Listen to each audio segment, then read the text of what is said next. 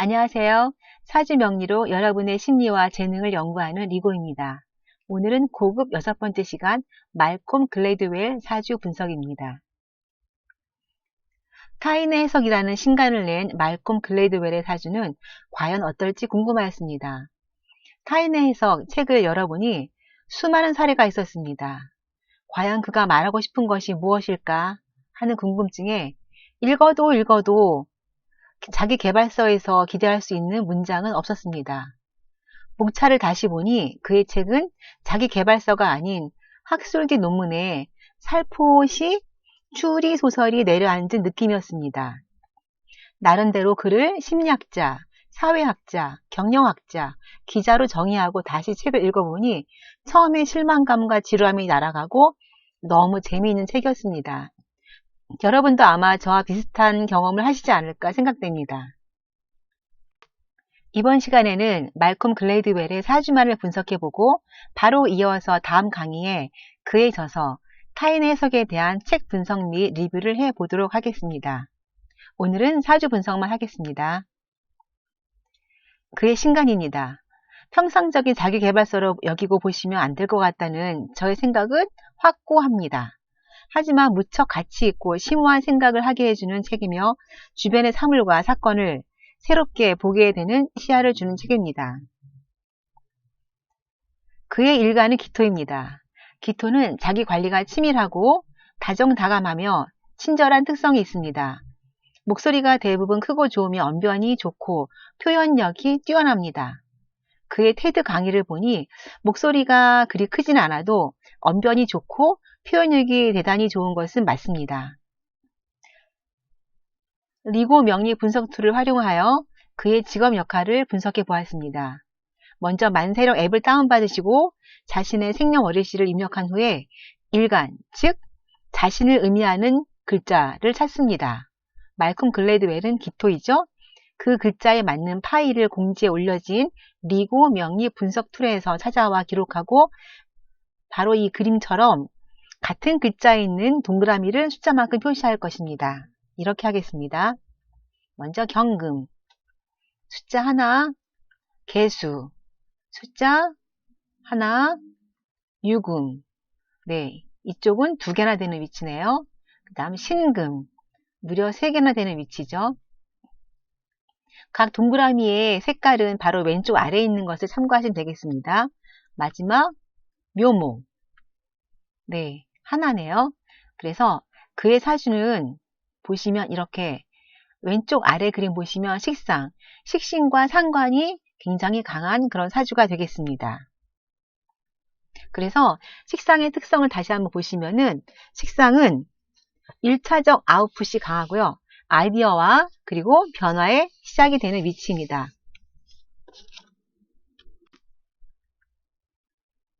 네, 이렇게요. 다음으로 만들어내고 신나게 놀고 표현하는 위치로서 자기 에너지 발산이 아주 강력하게 이루어집니다. 너무나 세상에 할 일이 많고 호기심 가는 곳도 많고 아주 바쁩니다.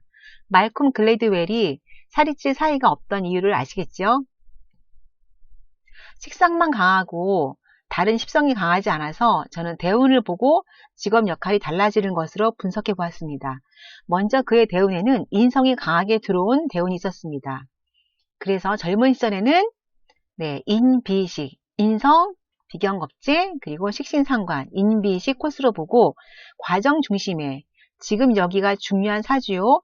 공부하고 기록하고 말로 하는 것, 즉 기자가 어울리는 사주로서 저널리즘 쪽에서 다양한 활동을 한 것을 알 수 있습니다.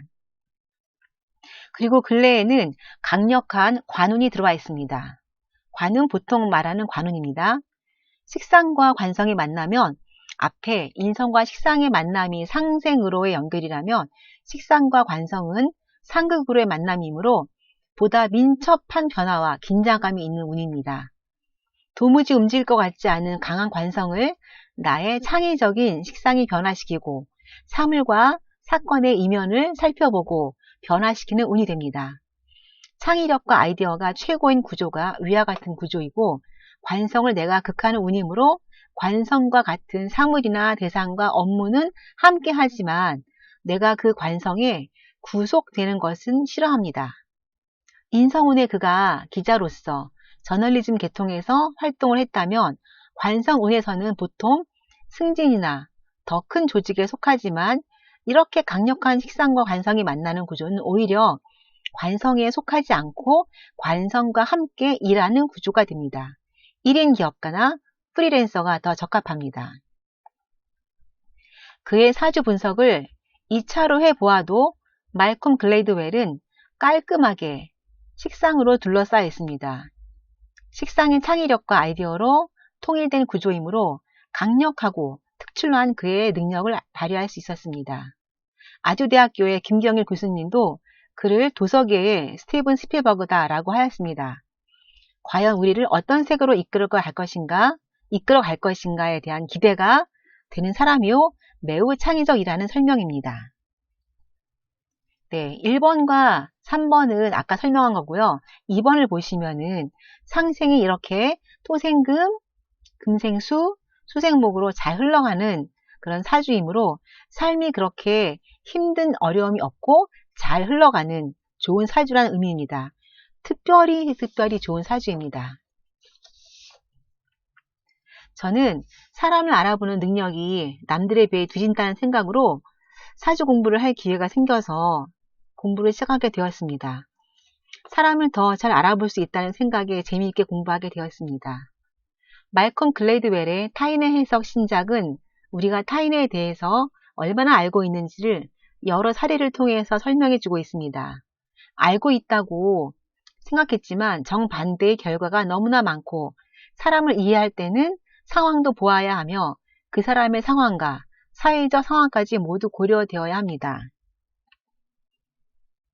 식상이 강하고 매우 지능이 높은 그가 해석한 타인은 상황에 따라 다르게 행동하는 타인이었으며 투명성의 원리에 의해 보이는 대로 행동해야 하지만 그렇지 않은 타인도 많았습니다.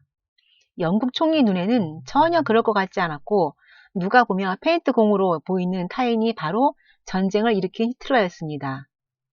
같은 인간이기에 감정이 표현되는 표정이 유사할 것으로 기대했지만 민족마다 감정에 따른 표정이 다른 타인이었습니다. 식상이 강하고 강한 인성운이 올 때에는 아웃라이어, 티핑 포인트와 같은 뭔가 결론을 준 책이었지만 관성운이 온 현재 그는 우리에게 똑 부러진 결론을 주지는 않았다고 생각하며 책을 읽었습니다.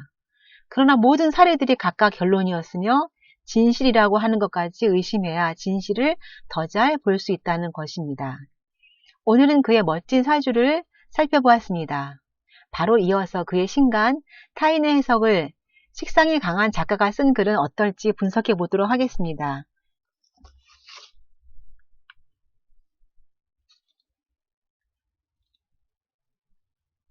구독과 좋아요 부탁드리겠습니다. 감사합니다.